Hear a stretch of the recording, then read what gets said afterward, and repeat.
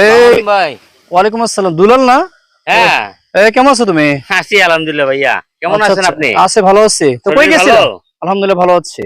কই গেছিলা? আমি একটু মার্কেটে গেছিলাম।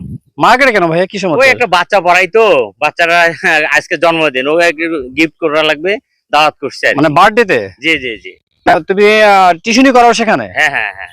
তো কি গিফট কিনছো, কি গিফট হ্যাঁ, দেখি একটু। ছোট বাচ্চার গিফট আর কি।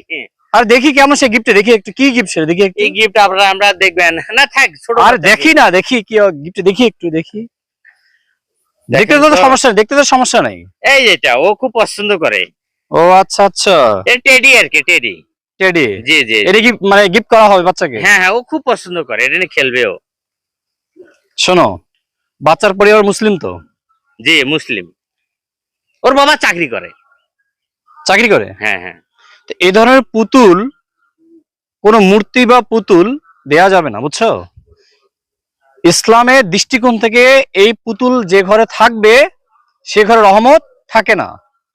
আল্লাহ রাসূল বললেন, যে ঘরে এই মূর্তি থাকবে, এই ধরনের ছবি থাকবে, প্রতীক থাকবে, জি। সেই ঘরে কখনো সালাত আদায় হবে না, সালাত কখনো গ্রহণযোগ্য হবে না।